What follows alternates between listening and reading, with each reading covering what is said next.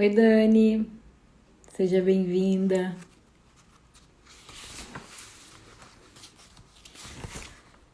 Oi, Anne, hoje a live é pra ti, Aninha.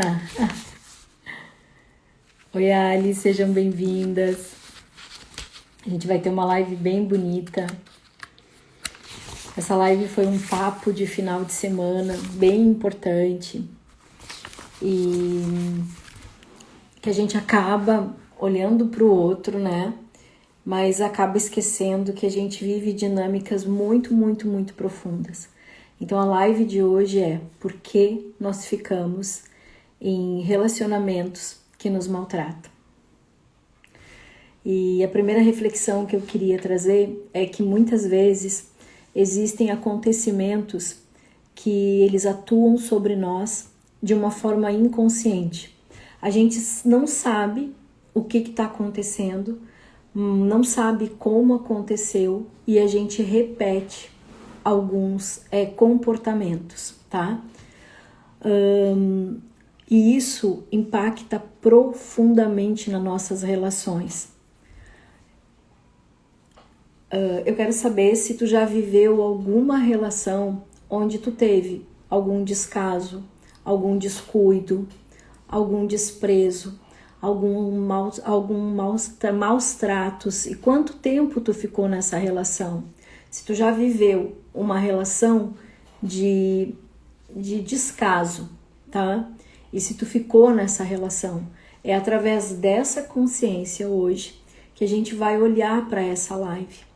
Entender que muito desses acontecimentos inconscientes que a gente não sabe e acaba reproduzindo comportamentos vai afetar a nossa relação conosco, com o outro e principalmente com a nossa autoestima, tá? Viver uma relação de abuso, de maus tratos, afeta a nossa autoestima, a nossa identidade e distorce a nossa capacidade de entender e desenvolver o bem-estar, tá? Porque essas relações, elas acabam gerando um movimento de vítima e agressor. Talvez, eu tenho uma frase que é muito importante assim para mim, que eu carrego ela há muito tempo. Se dói, não é amor. Gente, dentro da visão sistêmica, tudo é amor, mas o amor adoece. Para mim, o amor, ele não pode doer. Essa é uma percepção. Se tá doendo, é um amor que adoeceu, tá? Hoje teve uma moça que respondeu o feed, né? E ela botou exatamente isso, e que foi uma conversa de bar que a gente teve no sábado. A Bel colocou assim, ó: eu vejo muitas amigas e muitas pessoas próximas com péssimas relações. Acho que tem de tudo um pouco. Por que eu falei? Por que a gente fica em relações que nos maltratam? Por que a gente fica? Por que você ficou, Dani? Tá? Por que a gente fica? A gente fica pela dependência financeira. Isso é o que tá no consciente, isso é o que é visto, tá, gente? Por que a gente fica? A gente fica pela dependência financeira, a gente fica pelos filhos, a gente fica pelo medo da solidão, a gente fica pela culpa, a gente fica pela pena. Muitas pessoas ficam pela pena. A gente fica porque a gente acha que vai mudar o outro. Então, isso é uma forma consciente e clara de olhar para nossas relações. Mas o que a gente precisa entender é o que está por trás disso. Então, por exemplo, eu preciso conhecer a minha história. Qual é a relação que eu tenho dentro da minha casa? Qual é a relação que eu tenho dentro do meu trabalho? A partir daí, eu começo a perceber se eu entro ou se eu estou ou se eu pratico uma relação de maus tratos. A partir da nossa história, da nossa realidade, eu começo a olhar quais são os tipos de relação que eu desenvolvo. Então, eu tô vivendo aqui, gente, acho que a Dani botou, acho que fiquei por pena, salvadora, quem sabe? A gente também fica por salvadora. A gente normalmente, quando olha um abuso, uma violência, oi Rose, uma agressão, a gente se horroriza. A gente consegue denominar esse ato como abuso, como uma violência. Mas muitas vezes a gente vive a violência no nosso dia a dia, em maior ou menor grau. Como assim, Lise? Eu já vou te explicar. Existem dinâmicas muito profundas de triangulações de vítima e agressor, que a gente aprendeu em casa. Em casa é a nossa grande produtora de ensinamento, é o nosso lugar de aprendizado. Parece uma dinâmica pequena, mas olha só. Uma mãe me procurou falando que o seu filho pequeno de 4 anos tem um comportamento extremamente agressivo com ela. Ela recorreu ao pai para que ele ajudasse ela a conversar com o menino. Esse movimento da mãe é extraordinário, porque ela inclui o pai nessa dinâmica. Ela faz com que filho e o pai possam conversar. Ele leva essa criança para a escola e ele pergunta o que acontece que ele briga com a mamãe. Aí ele diz, a mamãe faz coisas que eu não gosto. E aí eles fizeram um acordo de cavalheiros, que eles, os dois, não iam mais brigar com a mamãe. Antes eu tinha perguntado, como é a sua relação com o seu parceiro? E aí ela disse, eu e ele brigamos muito. Mas a queixa dela era que o filho era agressivo. Gente, os filhos reproduzem as dores dos pais. Os filhos reproduzem aquilo que precisa ser visto. Não é uma criança de 4 anos. Quando a gente foi buscar, a gente viu que essa criança está vinculada a um amor pelo sistema do pai, que também tinha uma relação de conflito com essa mãe. Então, quando a gente vai olhar para essas relações de abuso, é muito mais profundo do que ficar pelos filhos, ficar pela dependência, ficar pelo medo da solidão. Hoje, as pessoas colocaram que elas ficam em relações difíceis e de maus tratos por causa do medo da solidão. E que medo é esse, gente? O que a Bel estava falando hoje, quando ela escreveu Stories, a gente tem uma prática de o casamento, o amor termina, mas o casamento não. O que quer dizer, muitas vezes é ruim com ele, pior sem ele.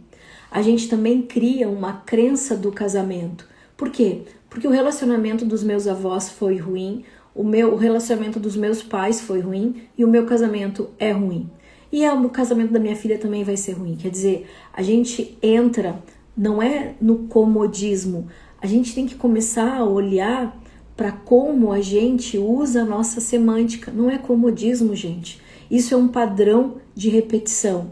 É uma forma de como o nosso sistema registrou, como ele pensou e como ele age agora. Então, antes de tu apontar o dedo e dizer isso é comodismo, tá? Não é, gente. A gente tem que começar a olhar mais profundo. Por quê? De onde vem essas relações de abuso? A gente sabe quando o outro nos machuca. E a gente vive isso em maior e menos grau. A questão é que a gente vai deixando. Deixando porque em algum lugar eu já vi isso e eu me habituei. Por exemplo, eu estou vivendo aqui no meu prédio um movimento de violência de uma criança. Eu já gravei, eu já mexi com o condomínio, eu estou aguardando, fui no conselho tutelar, eu fiz vários movimentos. Até que eu comecei a olhar, essa criança não tem nem 2 anos. Eu ficava furiosa com essa mãe, furiosa. Até que um dia eu fiz um movimento de olhar para essa mãe. Porque o que acontece? Essa mãe, não sei quanto ela mede, quanto ela tem de altura, mas eu sei que a filha dela deve ter menos de 3 anos. Talvez 2 anos e alguma coisa. Eu sei do choro dela de manhã, tá? E aí, o que eu posso fazer? Tô fazendo uma confusão aqui, tá? Entrei no grupo do condomínio, eu tô mexendo porque eu vou achar essa mulher. Só que aquilo me trazia uma angústia, uma dor de não poder fazer nada. E eu só enxergava aquela mulher como agressora. Até que um dia eu fiz o exercício que eu vivo dizendo para as gurias do MAI fazer, porque eu estava perdendo o sono. Eu acordava de manhã e essa menina estava chorando. Aí eu fiz a cadeira vazia. Eu coloquei eu e esse sentimento com essa mulher, tá? Gente, dali eu vi o quanto aquela mulher estava desesperada, estava louca, estava sozinha. Ela tem mais de 1 ou 2 filhos. Então, ela não abandonou o barco, mas ela tá num grau tão louco, tão desesperado, ela não tem nenhum apoio. A partir dali o movimento parou, tá? Mas eu tô preparada para entrar em guerra. O que isso quer dizer? Que em muitos movimentos eu não quero ferir as pessoas, mas eu vou ferir. Às vezes, inconscientemente, eu vou ferir. Claro que tem pessoas que nos maltratam, às vezes, conscientemente, tá? Elas agem de uma forma proposital. Mas, às vezes, nós fazemos coisas que nós não queríamos, não esperávamos. E não é só para nos defender, tá? Às vezes é para defender o outro. Lembra aquela história do Will Smith, que Chris Rock, de uma certa forma, ridicularizou, fez uma piada da mulher do Will Smith, ele foi lá e deu um soco. Então, nós vamos viver muitas vezes dinâmicas de vítima e agressor. Às vezes a gente quer para acabar com, estabelecer um limite. E às vezes nós somos surpreendidas para defender alguém, que é o que está acontecendo aqui, no meu caso. Então, o que eu quero que tu entenda é que às vezes nós machucamos as pessoas. E a gente precisa começar a olhar também que as pessoas nos machucam. Só que a gente tem um código moral que a gente distorce muito a realidade. A gente rotula a consciência moral pelaquilo que a gente aprendeu. E às vezes é muito mais profundo. E aí a gente se tortura por coisas que nós fizemos. Se a gente começasse a perceber qual é o fundo que está dentro, que está por trás disso, seria muito mais fácil. E aí, por exemplo, eu tenho uma cliente que a gente estava conversando sobre a amiga dela que namora um cara que é perdedor, né? O cara tem quase 40 anos, não trabalha, não estuda, é sustentado pelos pais, mora com os pais, né? E ela se implica muito com esse namorado. O que está por trás disso? Uma das variáveis qual é a crença desse sistema, gente? Então, não trabalhar é vagabundo. A gente vai olhando aquilo que o outro nos irrita, aquilo que o outro nos traz. O problema não é o outro. O problema é essa menina que namora alguém que não está disponível. O problema é essa menina que deve estar presa na relação dos pais. O problema dessa menina é que ela pode estar esperando salvar esse cara. O problema é essa menina que deve ser uma mulher também, né, gente? O problema é essa menina que ela deve se sentir pena ou culpa de terminar. A gente não sabe a dinâmica. E aí, como é que nós ficamos aqui? Nós temos que ficar quietinha, porque essa relação é dela. Quando a gente vai interferir, a gente vai pagar um preço. Tu pode dar a tua opinião? Pode, mas tu só pode dar a tua opinião e parar de dar, porque senão tu vai entrar numa triangulação. Eu lembro que eu atendi uma cliente e o marido dela me ligou e ele falou horrores de coisas sobre a mulher. Ele falou assim, porque eu já fiz constelação, eu já fiz reiki, eu já fiz IFT, eu já fiz limpeza energética, eu já tô fazendo um monte de coisa. E essa mulher não coloca amor no coração dela. Essa mulher, ela expunha ele muito, tá? O sistema dela tinha muita raiva do masculino e trazia uma raiva muito profunda sobre ele. Ela atacava ele, ela expunha ele em situações constrangedoras, ela perseguia esse homem, mas ela queria muito o amor desse homem, tá? E eu falei pra ele, olha, se não há limite do invisível, não é isso que vai resolver. Precisa estabelecer o limite no mundo visível. Procure os seus direitos, vá no Ministério Público, estabeleça esse limite. Gente, não é só lá em cima, é aqui embaixo que a gente tem que começar a também traçar os limites. E eu falei, você não me ligue mais, tá? Porque eu não vou entrar na dinâmica de vocês. E ele me falou horrores depois, tá? Mas é isso, eu dei a orientação, eu dei a informação e eu saí. Porque é isso que acontece. E eu dormi de consciência tranquila.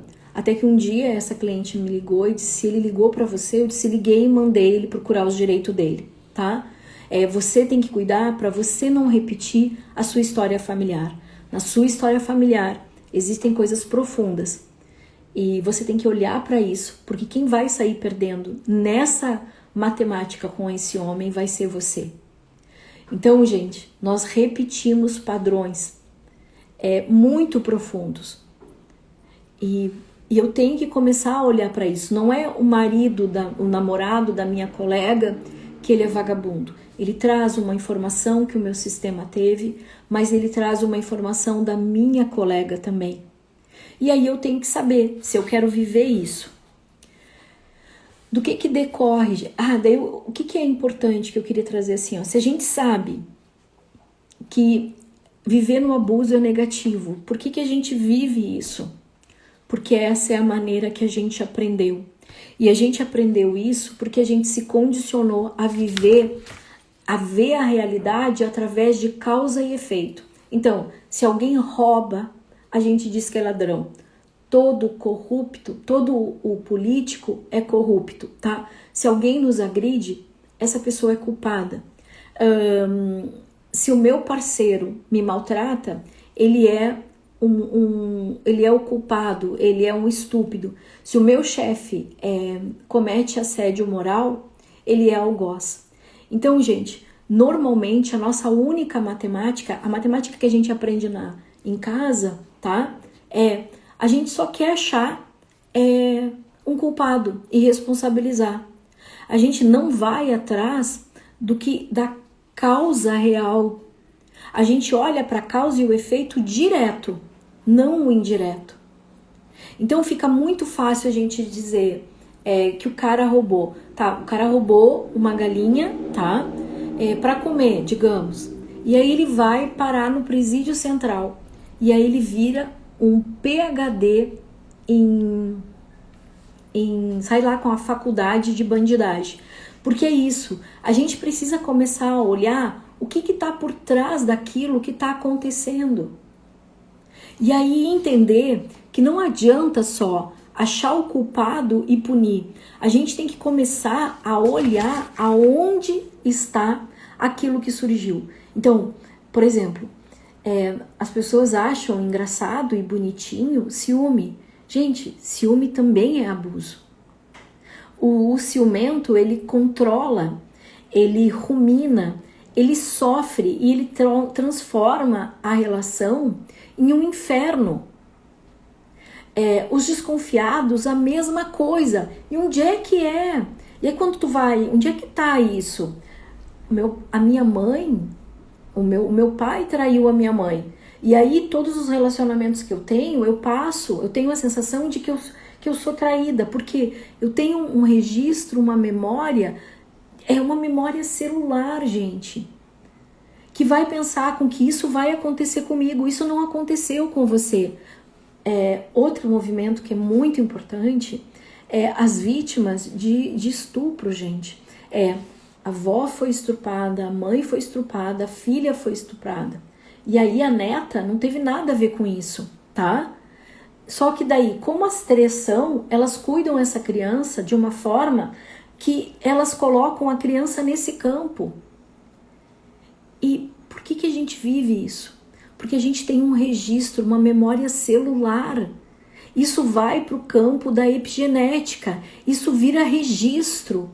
E é isso que a gente tem que começar. Quando eu atendi essa cliente, eu disse, olha, esse movimento é seu, não passe para sua filha. Esse movimento acaba com você aqui agora. Então o que eu quero que tu saiba é que as pessoas que me maltratam, elas não são só por causa da falta de autoestima. É por medo, gente. Medo de ficar sozinha. É medo, é não ter força, é ter perdido o seu senso de identidade. É por se tornar tão incapaz, não confiar em si, que acaba repetindo um padrão do próprio sistema. E quando a gente está falando do outro, a gente tem que ter muito cuidado, a gente tem que olhar que aquilo que está nos incomodando e nos irritando é algo que eu preciso olhar para o meu sistema. As relações, elas são confusas. E eu queria te trazer uma memória que é muito importante, tá? Existe agressões dos homens com as mulheres. Nós fomos muito violadas, nós fomos muito machucadas. Então, às vezes, a gente não sabe por que a gente tem uma atitude de submissão e omissão, tá? A gente não sabe. Eu atendi esses tempos uma menina que ela veio com toda a força, ela veio como uma ovelha negra. E o pai e ela tinham muito embate. E ela não entendia por que a mãe não defendia. Até que ela entendeu que a mãe tinha sido adotiva, tinha sido adotada, a mãe virou uma empregada doméstica, a mãe era o tapete de todo mundo. E aí, quando essa mãe casou, aquele homem, apesar de violento, era o porto seguro dela. E ela não tinha como defender a filha. Eu, por exemplo, eu passei muito trabalho na minha vida. Uma das coisas mais difíceis para mim era me separar, porque eu não queria que a minha filha passasse o trabalho que eu passei. Então, a gente vai gerando os novos comportamentos, novas atitudes, mas pensando no passado, repetindo a dor do passado. A gente não consegue olhar para a vida de uma forma positiva. Os nossos olhos, eles estão presos e vinculados na dor do passado. Então, quando eu olho para alguém hoje, o que eu posso fazer em vez de julgar, porque a gente julga, a gente tem que começar a olhar qual é a dinâmica que essa pessoa está vivendo. O que isso está me trazendo? Além da carência, além da baixa estima, existem muitas coisas através de um relacionamento. E aí são as dinâmicas de vítima e agressor. Ai, vou tomar água, gente, tô louca de sede. São os desequilíbrios do dar e receber, são a culpa e a expiação, é o padrão de repetição dos pais. A gente tem que começar a olhar principalmente para os padrões de repetições dos pais e qual é o comportamento da sua mãe com o masculino. Então, o que eu quero te lembrar primeiro existe a agressão do masculino muito forte, do masculino para o feminino muito forte. Está diminuindo a violência do machismo, mas ainda é pouco, tá? O Ocidente vem diminuindo. O budismo e o hinduísmo, eles trazem uma repressão muito forte do sexo, tá? Então, o sexo lá é para reprodução. Então, na Índia, na Ásia, no Oriente, muitos países, os homens, eles violentam as mulheres da rua. Vários indianos fizeram isso. Vários muçulmanos fizeram isso. Para eles não tem problema. Tamanho é a raiva desse movimento. Historicamente, gente, tu via naqueles filmes as índias serem laçadas, as tribos vizinhas roubarem as fêmeas para fazer a reprodução e a sobrevivência do próprio clã, e o desfrute dos guerreiros. Quer dizer, olha os filmes Olha os filmes. Tu acha que alguém vai lá e te laça, alguém vai lá e te rouba, tu sai do teu sistema, tu vai viver em outro e tá tudo bem. E tu acha que desse movimento não saíram frutos? E que frutos saíram esses? Frutos de estupros, frutos de violência. E aí, Alice, mas não acredito. Gente, tem a guerra. As guerras, os exércitos inimigos pegavam, eles violavam as mães, as filhas, tá? As esposas, eles abusavam das esposas e das crianças. Eles mutilavam os homens. E eles abusavam também dos meninos para tirar a força do masculino. E aí, de novo, o que acontece? Acontece frutos. E existem mulheres que foram violentadas e produziram filhos dessa violência, desse estupro. Como é que tu acha? E aí, essa dinâmica, o que é? Um homem maltratou uma mulher e gerou um filho. Tu acha que essa mulher vai gostar desse homem? Tu acha que esse filho vai gostar desse homem? Tu acha que essa criança vai se sentir desejada e amada? Então, dentro de mim, eu já vim de um maus tratos. Tem uma história linda do menino que eu fiz uma live. Ele foi violência de um estupro. E a mãe permitiu que ele nascesse. Ele ressignificou a vida dele de uma forma muito linda. Oi, Fê, é como se fosse um eco. Exatamente. Não é nem ser um eco, Fê. É como se fosse um elástico, é uma pressão, sabe? Que a gente vai fazendo uma atração e vai vivendo sobre aquela pressão para repetir. Então, gente, e o que acontece? E aí, qual é? Não deixou de ser um casal. Porque se eu fui roubada da tribo, se eu fui laçada, se eu fui para a tribo vizinha, se eu tive que sair da guerra, eu comecei a morar com o meu inimigo, eu sou parte desse sistema. E na visão sistêmica, quando tu coloca numa constelação o agressor e a vítima, eles se juntam.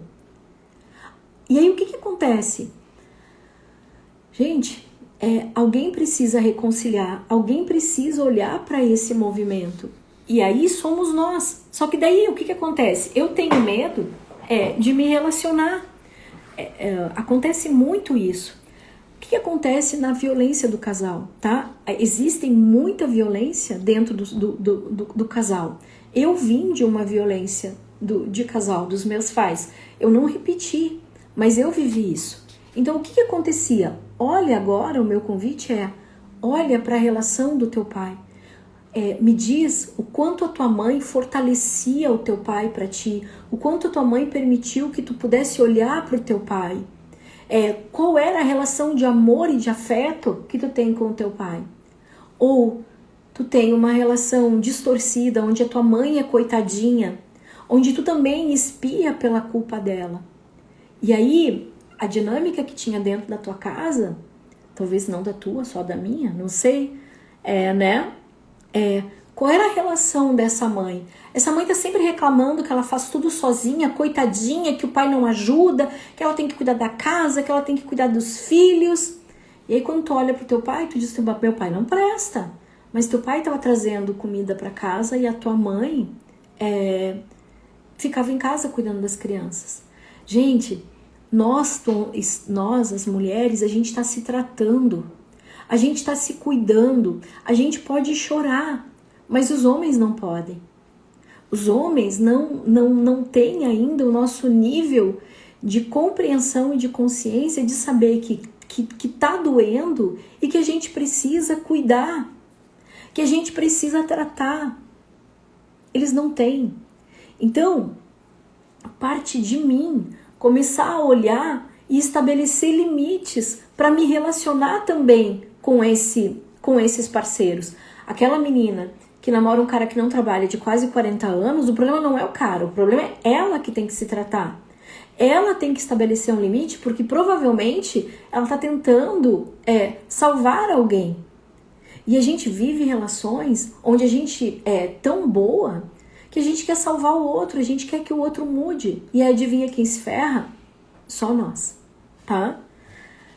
E o que acontece dentro da relação, principalmente da relação de casal, gente? a gente vai ter um que vai ser vítima e o outro que vai ser agressor. Mas onde é que a gente percebe isso nas relações? A gente percebe nas relações de uma pessoa que está sempre nos desqualificando, nos menosprezando, nos invalidando, nos colocando medo. E aí a gente precisa estabelecer o limite. Eu lembro que eu fiz um projeto muito grande e uma pessoa que dizia assim, ó, faz sentido, né, Anny? A gente tem que olhar para ela, Aninha, tá? Eu estava numa parceria de trabalho que eu consegui 4 investidores, consegui uma faculdade para fazer o nosso projeto e ela olhou para mim e disse assim, eu falei, eu montei o projeto, eu trouxe os investidores, eu fiz tudo, tá? E ela tinha uma crença assim, ó, que todo mundo pode fazer, ela estimulava as pessoas a fazer, tá? E aí ela disse pra mim assim, quando eu cheguei e mostrei o projeto pra ela, ela disse, eu consigo, você não consegue. Eu disse, oi? Oi? Eu disse, o quê? Não acredito nisso. Ela disse, você não faz stories. Agora sou a louca dos stories, gente. Cara, aquilo ali, eu levei um choque. Era uma mulher que eu admirava, era uma mulher que eu confiava e eu achava que ela tinha uma congruência na vida. Porque eu tinha uma amiga que dizia assim pra mim, se eu posso, o outro também pode. Cara, isso é uma crença extraordinária, que é a minha. A minha, eu digo, o trabalho devolve. Se tu trabalhar, o trabalho vai devolver, tu entendeu? E eu tenho uma crença que cada um tem a sua verdade, tá? Então assim, e eu achava que ela tinha isso, tá? E aí o que aconteceu? Quando ela disse isso, gente, ali eu estabeleci um limite. Se eu trazia tudo e eu não era boa o suficiente, eu estabeleci um limite naquela relação. Eu acabei com aquela parceria. Eu não queria alguém que desqualificasse, porque quando eu fui olhar para todo o meu trabalho, tudo que eu fiz, eu disse, cara, essa não é uma parceria para mim e não é uma parceria para minha vida. Eu agradeço todo o aprendizado, mas como eu sempre faço, eu mando para a luz do menino Jesus. Não excluo, gente, eu não excluo. Eu simplesmente entendo o que aquilo me trouxe, mas eu não preciso conviver e não preciso falar mal. E há pouco tempo essa pessoa veio e me agradeceu pelo que ela aprendeu comigo e bababá. Então, quitei. Mas a gente precisa começar a estabelecer, dizer não. Não! Por que eu fico numa relação com que o outro me maltrata? Porque eu não estabeleço limite. Porque eu tenho medo de ficar sozinha. Porque eu penso sempre o pior. Meu ex disse que eu iria acabar sozinha como a minha tia. Cara, tudo bem ficar sozinha, mas pelo menos vou ficar feliz. A gente tem isso, tá, Dani? Eles nos colocam medo e insegurança, eles vão minando o nosso senso de identidade, eles minam a nossa autoestima, então a gente tem que ter muito, muito cuidado com isso, tá? Meu primeiro marido disse que eu não poderia ter a minha casa, pois eu não conseguia, não teria dinheiro para me sustentar. Gente, eles vão nos atacando naquilo que nos dói. Então, às vezes, só para te manter ali ainda refém. E o que aconteceu? Eu conheço a história da Andréia. A Andréia tem a casa dela, se separou. E é que a gente não está acostumado com o cuidado, com o zelo, com o amor. A gente não sabe. A gente só sabe pensar em catástrofe, no que é pior, no drama. Por quê? Porque a gente aprendeu. A Déia falou ali. Hoje eu tenho a minha vida. Gente, um dos maiores movimentos que eu fiz, apesar de ser recente, eu ainda estou vivendo muito sobre ele, foi a minha separação. A minha autonomia, o meu crescimento foi exponencial. Então, eu fiquei muito tempo presa, por quê? Tá? Porque eu fiquei pela minha filha. Então, tá tudo certo. E ela não tem responsabilidade. Nós colhemos as nossas escolhas. A Anny botou, o meu primeiro marido falou que nenhum outro homem me amaria como ele me amava. Também é uma distorção, né, Anny? Porque a gente não pode medir o amor. Talvez para ele tenha sido o maior amor da vida dele.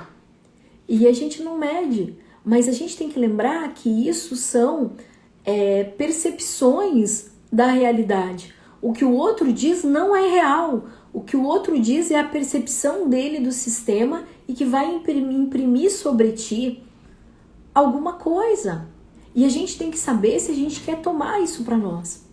Então, por que a gente se envolve com essas pessoas que nos maltratam?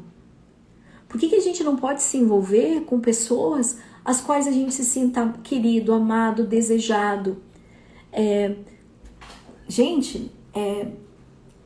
Isso é uma memória do nosso sistema familiar, é uma memória genética também, pode ser epigenética, pode ser uma memória do nosso inconsciente coletivo feminino. E as pessoas dizem, como é que eu faço, né, pra acabar com esse relacionamento que me maltrata? Gente, a gente vai embora. É muito simples. Se essa pessoa te desqualifica, se ela te maltrata, vai embora. Procura os recursos, os meios, né, se tem muita violência, e vai embora.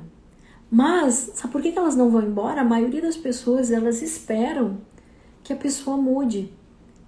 E aí, a pessoa, normalmente, que agride, vai lá e pede desculpa. E aí, a vítima fica culpada. Então, a gente tem que começar a olhar para isso. O quanto eu sou capaz de tolerar a agressão. E a gente precisa começar a estabelecer limite, não só com o meu par afetivo, gente, mas com a minha mãe, com o meu pai, com os meus parceiros de trabalho. O livro Mulheres que Correm com o Lobo me ajudou muito no final do meu relacionamento. Oi, Adri. Ai, maravilhoso. Pagamos um preço para ficar ao lado deles. Nós pagamos porque nós queremos, tá, gente? A gente não pode passar a responsabilidade para os nossos filhos. A questão é, hoje eu botei nos stories, não sei se vocês viram, porque quando eu tava preparando a live, eu fiquei lembrando a primeira vez que eu fui no espaço da Tânia Brum, que é o espaço do mundo místico. Lá tudo é tão cuidado, tão delicado, que eu disse, e a sensação que tu vai lá é de bem-estar, de amor. É uma coisa tão profunda que tu é invadida pelaquilo. Tu sabe o que é o amor, tu sabe o que é ser desejada, tu sabe o que é ser amada. E a gente tem que começar a buscar, já que não tem registro no meu sistema, eu tenho que fazer esse caminho. Então, a grande reflexão de hoje aqui, gente, é que aquilo que me incomoda no outro, tá? Aquilo que eu deixo o outro me maltratar é algo que está vinculado ao meu sistema familiar. Existe os maus tratos pela culpa, tá? Pela expiação. Vou te dar um exemplo. Eu atendi uma cliente que ela queria muito se relacionar. Ela já tinha terminado o relacionamento dela há 5 anos. Só que toda vez que ela ia se relacionar com alguém, ela virava a louca. E os caras corriam dela. E aí, quando a gente foi olhar, ela não tinha feito o encerramento do primeiro marido. O que aconteceu? Ela pediu para sair, tá? Ela tinha traído esse marido, tá? E ela não deu conta disso. E aí ela passou 5 anos ali remoendo essa traição. Até que a gente incluiu a história dela.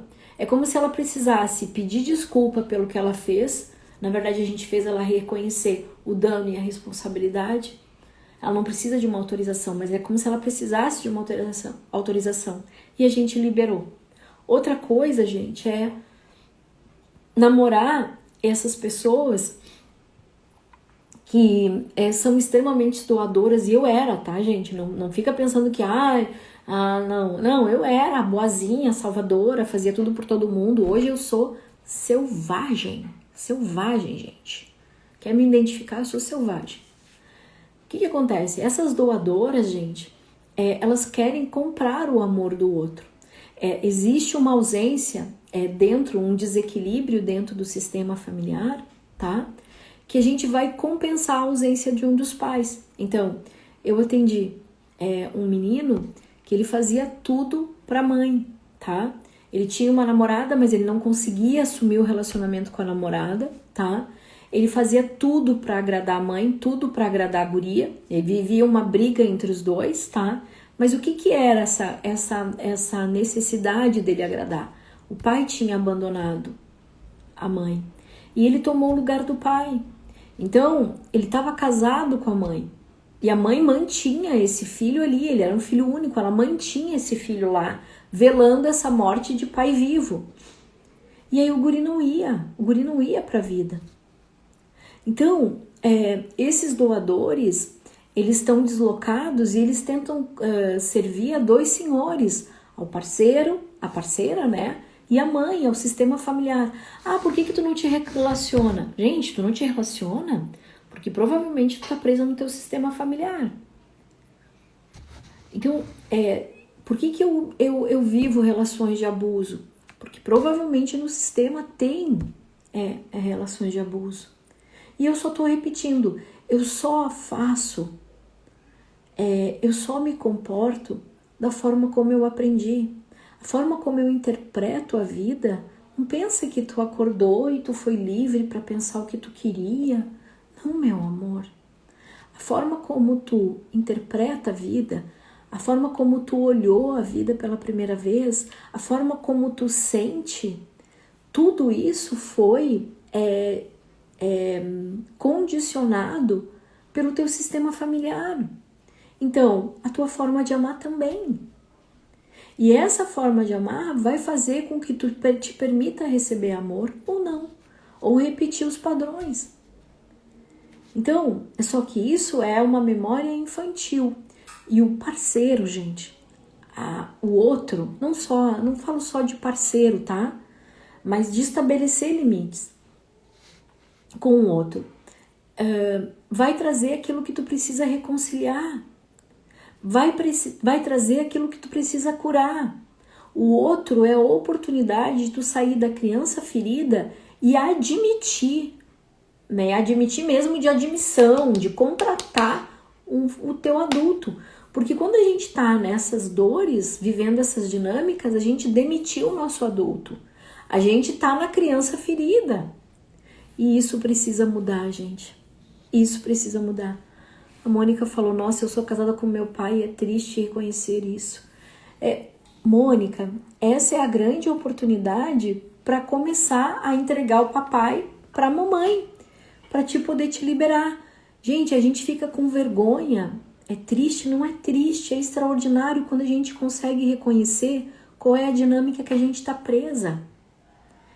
Esse é o extraordinário. Perfeito, Liz. Olhar para a família, a dor para o aprendizado. Gente, dor é uma coisa, tá? Sofrimento é outra. Dor faz parte do processo, tá? Mas o sofrimento não. E muitas famílias vivem expiação, vivem dores profundas. Qual é o resumo de hoje? Entender que nós vivemos muitas dinâmicas de vítima e agressor. E que essas dinâmicas, elas estão vinculadas à maneira como nós aprendemos a lidar e fomos condicionados a lidar com a realidade. Eu preciso abrir a minha capacidade de olhar para a causa e efeito que existem nessas dinâmicas. Olhar que por trás de uma briga de casal existe uma história familiar ou até ancestral muito profunda. E quando a gente começa a olhar, a gente começa a sentir dor. Claro que vai sentir dor. A gente sente dor, a gente sente culpa. Mas isso é a criança olhando. E aí eu preciso fazer a contratação imediata, tá? Procura-se um adulto, tá? A contratação imediata do meu adulto, para que eu possa estabelecer o limite, como é o limite que eu estabeleci com a minha colega aquela. A gente vai estabelecendo limites, a gente vai saindo das confusões. A questão é que a gente aceita o maus trato porque a gente quer pertencer, porque a gente quer ser boazinha, porque a gente quer salvar o outro, porque a gente acredita numa mudança. Mas principalmente porque a gente tem medo de assumir a nossa responsabilidade, a gente tem medo de crescer. Não sei o que a Deia colocou, não sei o que me prende. Deia, tu tá no Maia, a gente vai olhar pra isso, tá? Mas tu já deu grandes passos. A dor é inevitável e o sofrimento é opcional. Exatamente isso. Gente, no adulto, a gente começa a estabelecer os limites. Você tem que identificar o que é o cuidado, o desejado, o querido, o bom trato. A partir daí, você começa a olhar para suas relações e você vê se encontra isso. Eu lembro que uma amiga minha, eu tava muito mal depois da minha separação e ela me botou a boca, gente, sabe? Ela falou um monte de coisa e sempre que ela tinha os rolos dela, eu acolhia ela, eu fazia só acolhimento, gente, só deixava chorar, não questionava. E aí quando eu caí, ela não foi capaz de ser solidária e empática comigo. E eu vi essa relação. Aí o que aconteceu? Quando ela veio, ela caiu, né? Porque ela caía, ela sempre vinha pra mim. Eu disse, olha, eu não vou te recolher. Porque às vezes que eu precisei, a única vez que eu precisei, você pisoteou em cima de mim. Eu não sou capaz hoje de te acolher. Porque eu sei que quando eu precisar, você não vai ser capaz de me olhar. O que aconteceu, gente? Ela se recolheu, deu conta do movimento dela, mas eu só consegui dizer, porque eu não conseguia dizer isso pra ela. Ah, tu foi cruel, tu foi algoz dela. Fui, amor. Eu falei pra ti que eu sou selvagem, tá? Sinto muito. Foi aquela oportunidade, não surgiu a oportunidade de dizer pra ela. O que aconteceu? Passou um mês e pouco, ela disse, eu sinto muito pelo dano que eu te causei, mas eu queria olhar pra nossa relação. Eu gosto muito de ti. E eu não sei o que houve. Eu sei o que houve, né, gente? Mas enfim, a partir daí a nossa relação mudou. Então tem gente que vai te olhar e vai ajustar contigo e vai crescer contigo. E tem gente que não vai. E a gente precisa abrir mão para que venha o novo. Me maltratava bem quando voltava, mas depois voltava a ser distante. Ah, me tratava bem. Gente, e é isso. Por que a gente segura, né, Lu? Liz, eu fui casada há 10 anos e faz 9 que separamos, mas nós não conseguimos seguir nossas vidas amorosas. Mas a constelação está ajudando muito. Tati, cara, esse movimento é muito profundo, Tati, muito profundo. Deve ter alguma coisa ainda, tu entendeu? E faz o agradecimento a essa relação, tá? Agradecer todo o aprendizado. Eu sei que isso é muito profundo. Muito, muito, muito. Então, gente, a nossa lição de hoje, a nossa reflexão de hoje é começar a olhar quais são as pessoas que nos tratam bem, quais são as pessoas que nos tratam mal e começar a estabelecer limites e começar a conversar com elas se tu quer manter elas ou não, sabe? Olha, isso me dói, porque isso quem faz é adulto, tá? E só assim a gente vai começar a melhorar as nossas relações. O amor, eu mereço ser amada, ele parte primeiro do amor próprio. E o amor próprio começa da gente começar a dizer a verdade sobre si. Um beijo no coração, tá? Eu vou fazer várias séries de stories agora falando sobre esses movimentos desse mês.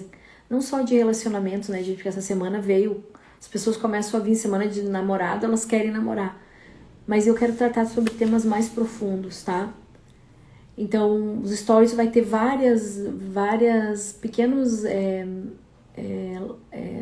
stories falando sobre essas relações, tá? A live vai ficar salva. Me separei cansada de tentar sozinha. Lu, eu sinto muito, tá? Eu sinto muito, mas é assim que acontece, tá? E a gente tem que agradecer e liberar, Lu. Agradecer e libera para poder vir o novo, e vem o novo, tá? Gente, divulguem a live, encaminhem para alguém, tá? E sexta-feira tem Sexta do Bem. Su, beijo, Anne, beijo. Beijo para todo mundo. Até a próxima, gente. Tchau, tchau.